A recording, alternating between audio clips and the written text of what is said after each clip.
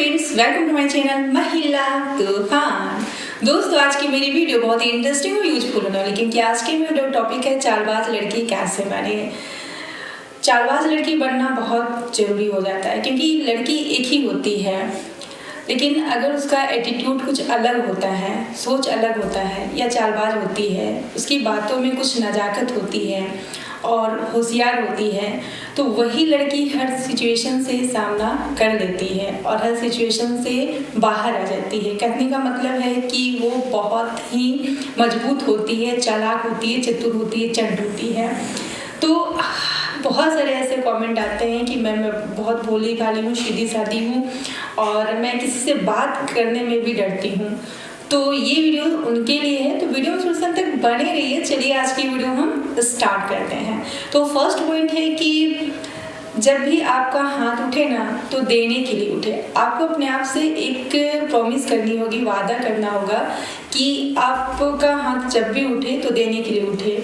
मांगने की प्रवृत्ति आपके अंदर नहीं होनी चाहिए।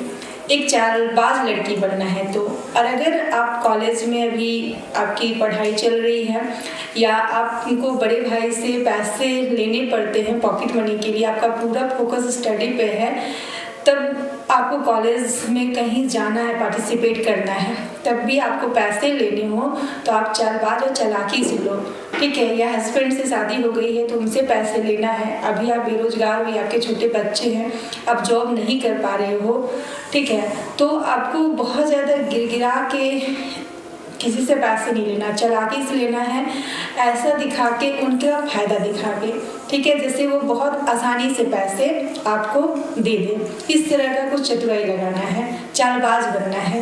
क्योंकि अगर हम आज सीधे सीधे अपनी बात रखते हैं ना कुछ लेने के लिए या कुछ काम करवाने के लिए, तो कोई मानने वाला नहीं है।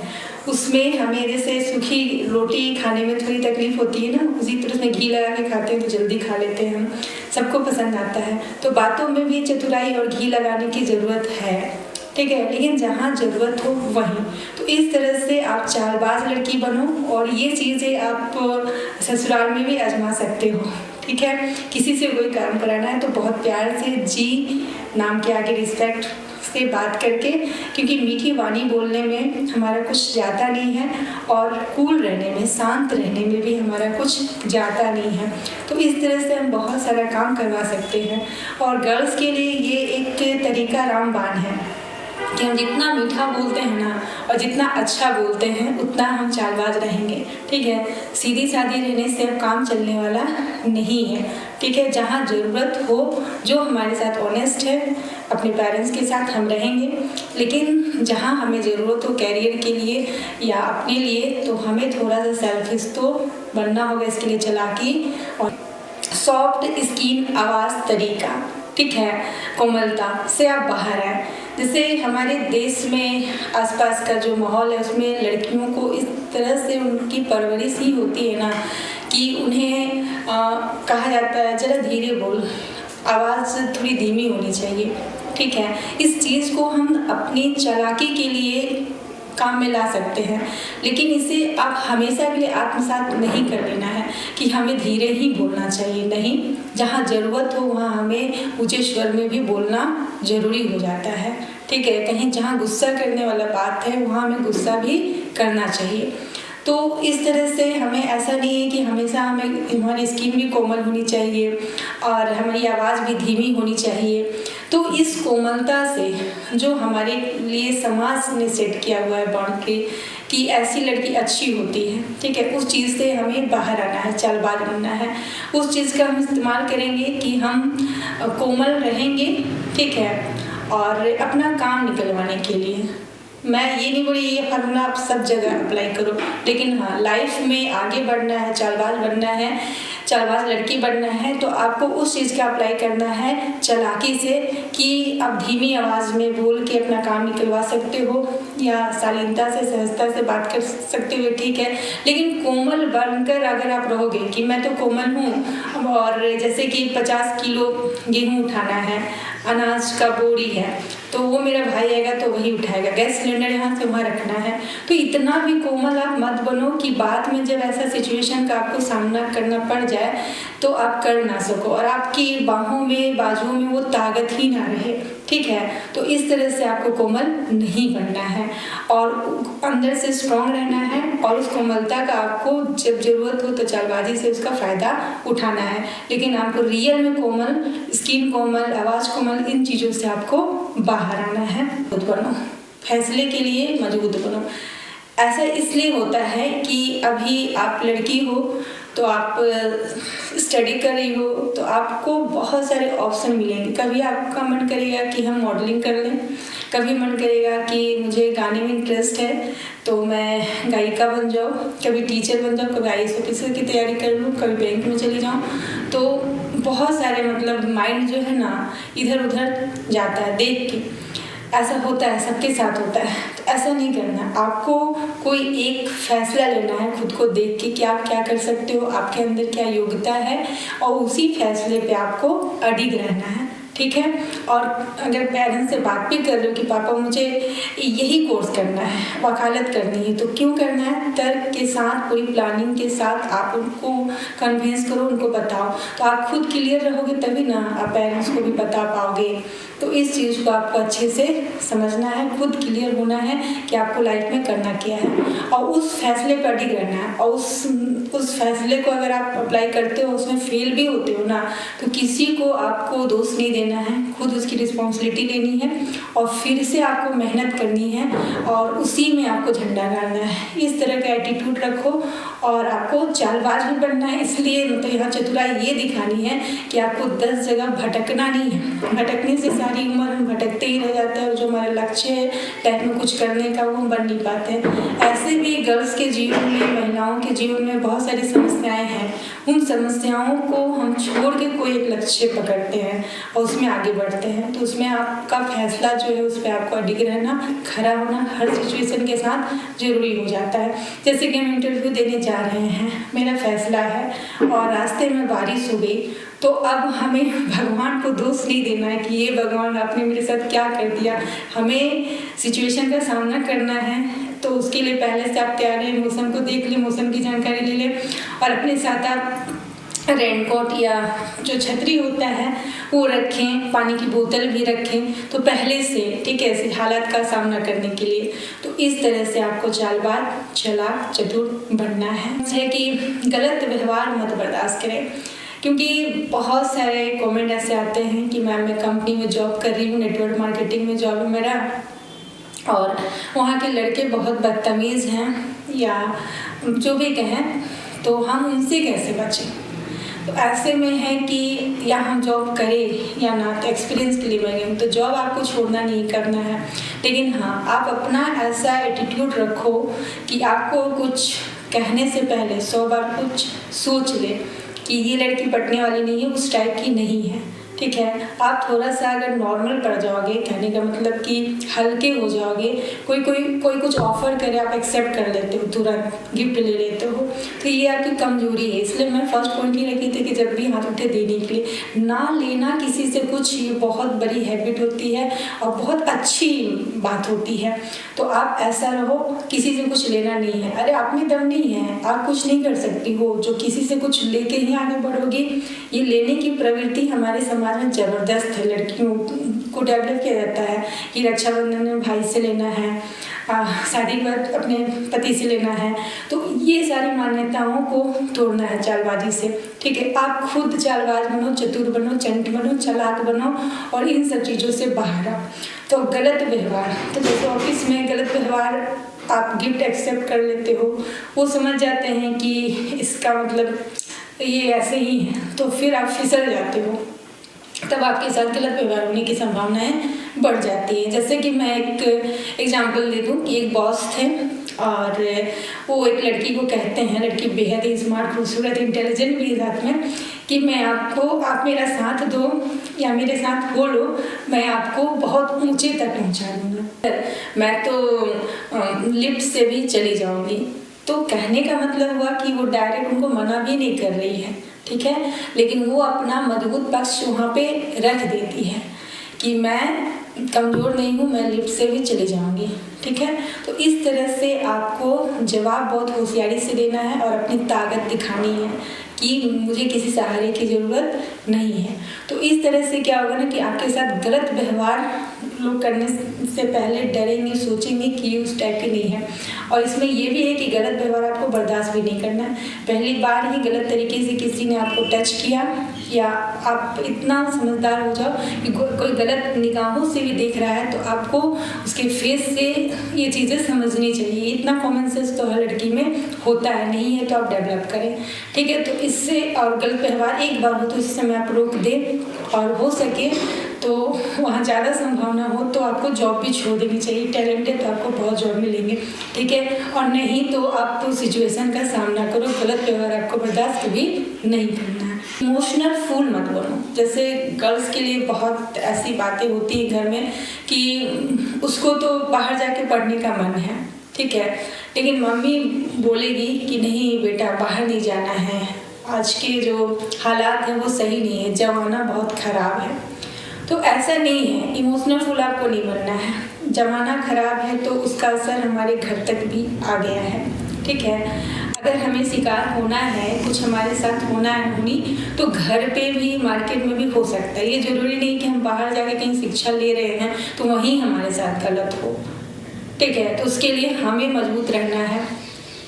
मजबूत रहना है कहने का मतलब है कि आप शरीर से फिट रहो, हेल्दी रहो, आपको सारी चीज़ें समझदारी चालबाज आनी चाहिए कि किस सिचुएशन में हमें क्या करना है, ठीक है।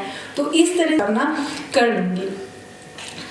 या आपको शादी के लिए बहुत ज़्यादा मतलब दबाव दिया जा रहा है कि वो लड़का बहुत अच्छा है और 5 साल से तो ट्राई कर रही है, बैंक में जॉब तो लगी नहीं तो अब शादी ही कर ले। तो या ऐसा होता है लड़की के साथ, तो आपको वहाँ पे कहना है कि 5 साल मैंने ट्राई किया तो मैं और 2-3 साल ट्राई कर लेती हूँ जब तक मेरे पास एज है, आप रुक जाएं। और इमोशनल ना बने कि पापा कहेंगे कि मेरे जाने के बाद तुम्हारा क्या होगा, फिर बहुत सारे तो ये इमोशनल बातें, या अगर आपने कुछ गलत किया तो मैं नहीं जी पाऊँगा, मैं नहीं रहूँगा, आपके साथ कुछ हो जाता है, इसी चीज़ को कह के शादी के लिए आपको मतलब तैयार किया जाता है। तो यहाँ भी आपको फंसना नहीं है, इमोशनल फूल मत बनो, ठीक है। जल्दी भावना में बह जाना, किसी की बातों को मत मानना, चाहे आपके पेरेंट्स ही क्यों ना हो। आप अपनी लाइफ को अच्छे से समझो, सोचो, विचार करो कि आपके लिए सही है, क्योंकि यही समय है आपका, ठीक है। लड़की हो 20 साल की हो, 25 साल की हो, यही समय है।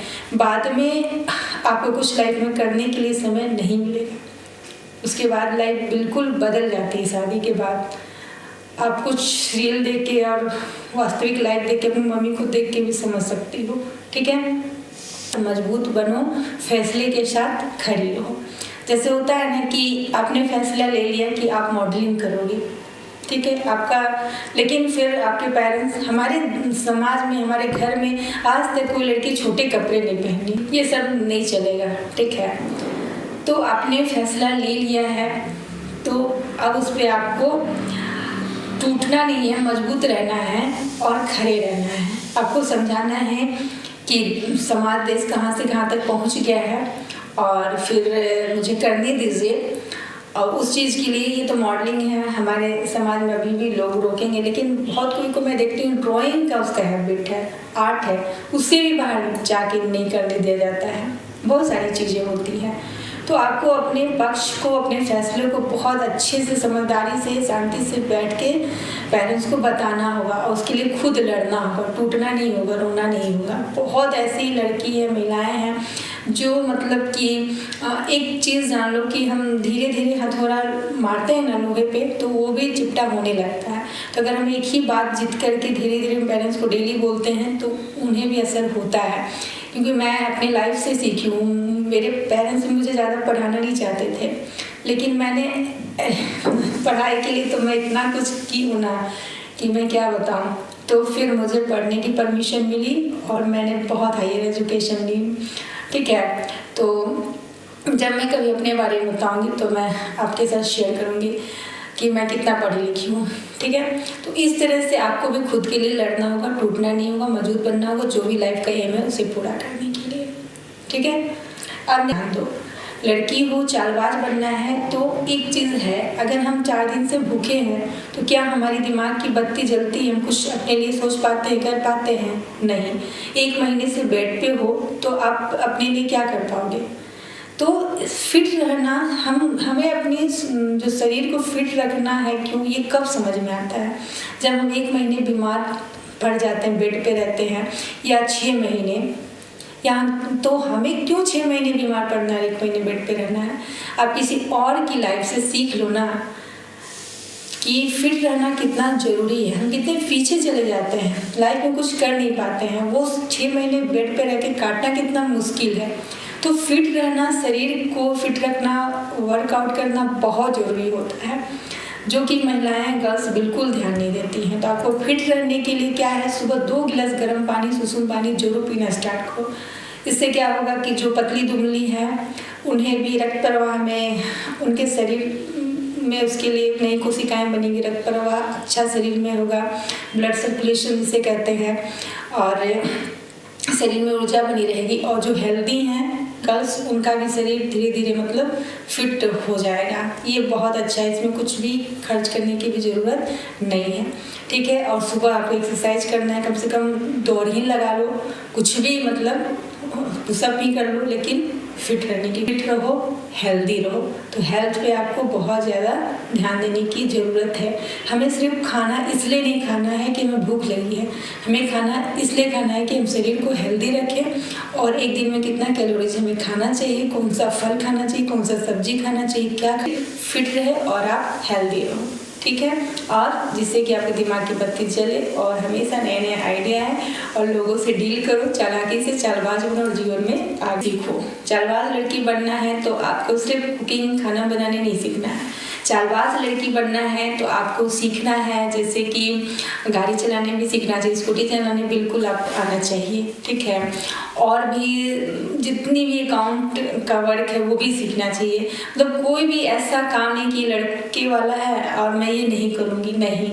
आपको स्कूटी चलाने, बाइक चलाने, कार चलाने और भी जो भी काम होता है, टायर चेंज करने, सारे काम आपको खुद से करने आना चाहिए, ठीक है, जिससे कि आप चालबाज बनो। जैसे होता है ना, मैं एग्जाम्पल दे रही हूँ कि आप कहीं जॉब करते हो, लेट नाइट आने में देर हो गई है और सुनसान सड़क है और 4-5 वहाँ जैसे टीवी वगैरह में दिखाता है खेल रहे हैं और बदतमीज लड़के या जो भी हैं आपके पीछे पड़ गए हैं। तो अगर आपको बाइक चलाने आती है या स्कूटी चलाने, तो किसी का भी लेके भाग सकते हो ना, अपनी रक्षा आप कर सकते हो ना। बाद में जिसका स्कूटी जो है देखा जाएगा, पहले तो आप अपना रक्षा करोगे ना। तो इस तरह से मतलब आपको मतलब चालबाज लड़की बनना, इसलिए आपको सब कुछ चलाने आना चाहिए, सीखना चाहिए, सिर्फ कुकिंग नहीं। कुकिंग सीखने अगर मम्मी बोलती सिखाती तो साथ में इन चीज़ों को भी सीख लो, और भी बहुत सारी चीज़ें, ठीक है। मोबाइल चलाना तो आपको सबको आता है, इसके अलावा भी तो पढ़ाई, स्टडी जो होता है ना, वो आपको अंदर से, दिल से आना चाहिए। ये नहीं कि स्टडी आपको मोटिवेशन की ज़रूरत क्यों पड़ रही है। अगर आप पढ़ना चाहते हो, लाइफ में कुछ करना चाहते हो, तो आपको अभी अवसर मिला है, आपके पास सब कुछ अच्छा है, अच्छा चल रहा है, पापा भी अच्छे, अच्छा इनकम हो रहा है। खुदा न खास्ता कल को आपकी फैमिली में कोई प्रॉब्लम, पापा को कुछ हो जाए, मम्मी हाउसवाइफ है सिर्फ, या कुछ अनहोनी हो जाए, तो तब आपको पढ़ने नहीं मिलेगा, ठीक है। तो अभी आपको वो समय मिला है, तो उसको आपको पूरा उपयोग में लाना है। और स्टडी इस तरह से सोच के आपको मोटिवेशन बना के रखना है और पढ़ना है कि अभी हमको पढ़ने का समय मिला है, बहुत मैं सौभाग्यशाली हूँ जो मुझे ये सौभाग्य प्राप्त हुआ है, तो उसका पूरा आप उपयोग करें। इतना ही मोटिवेशन आपके लिए काफ़ी है। तो इस तरह का सोच और पढ़ाई जी जान से आपको करनी है। पढ़ाई लिखाई कहीं नहीं जाता है, भले आप जॉब कर रहे हो तो भी, जॉब ना कर रहे हो तो भी आप सुनने से भी शुरुआत कर सकते हो। हौसले बुलंद होते हैं और एक पढ़ी लिखी लड़की से समाज अभी तक थरथराता है, क्योंकि एक कलम की ताकत, जुबान की ताकत ना बहुत अधिक होती है, शारीरिक बल से ज़्यादा। इस चीज़ को आपको समझना चाहिए कि कोई आपका दोस्त है तो वो आपको मोटिवेट करता है, आपको समझता है, ठीक है, बहुत अच्छी बात है, वहाँ तक तो ठीक है, सही है। लेकिन जब उससे भी ज़्यादा आपके कंधे पे हाथ रख देता है या कुछ आप रो रहे हो तो आपको फ़ायदा उठाने की कोशिश करता है, तो ये सही नहीं है।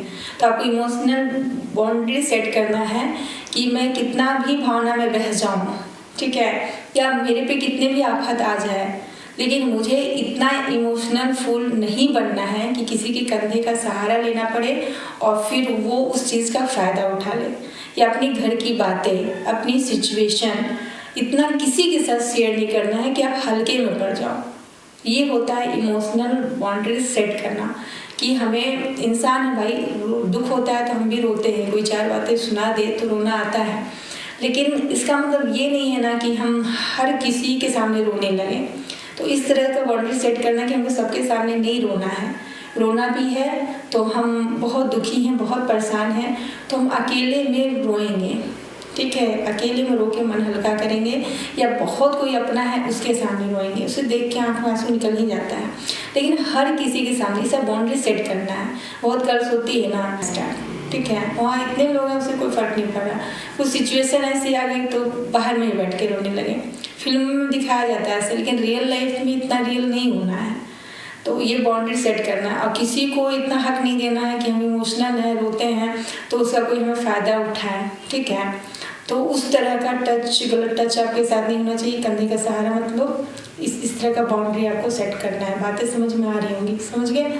और जैसे होता है ना कि कोई बहस हो जा रहा है, फैमिली में बहुत सारे लोग आए हैं शादी में, हम इकट्ठे हुए हैं, बातचीत चल रही है, तो बहस, वहाँ कोई बहस है, मैटर है, तो आपको उसमें नहीं पड़ना है। जैसे आपको ही लेके मतलब टारगेट किया गया हो कि ये तो बहुत ज़्यादा बोलती है, बहुत छोटे कपड़े पहनती है, बहुत वाचाल है, ये जो नीमा है ना एकदम अच्छी नहीं है, संस्कार तो इसमें है ही नहीं, आपके बारे में बहुत नेगेटिव बातें हो रही, मौसी है, बुआ है, सब बोल रही है, चुपचाप निकल जाना है, ठीक है, बोल देना हाँ मैं तो ऐसे ही हूँ, कोशिश करूँगी बुआ सुधरने की, मैं ठीक हो जाऊँगी, आप चिंता ना करें, आखिर तो मैं आपकी ही भतीजी हूँ, ऐसे मुस्कुराती हुए वहाँ से चले जाना है। कोई बहस में नहीं है, अच्छा वो भी तो पहनती है, मुझे ही बस सुनाया जाता है, कहा जाता है, अब बहस में पड़ जाओ तो नहीं, आप चुप रह जाओगे, कुछ नहीं बोलोगे तो वो लोग समझे बड़ी समझदार हो गई है, अब तो बड़ी हो गई है,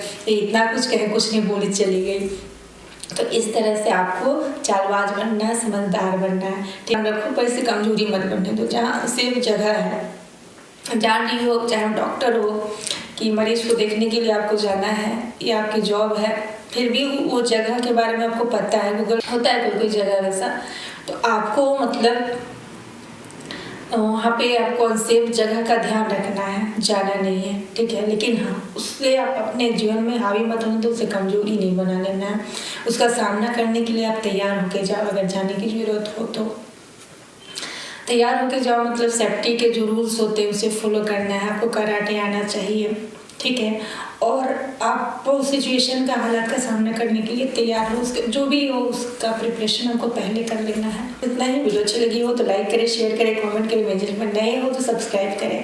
थैंक्स फॉर वॉचिंग। जय हिंद, जय भारत, थैंक यू।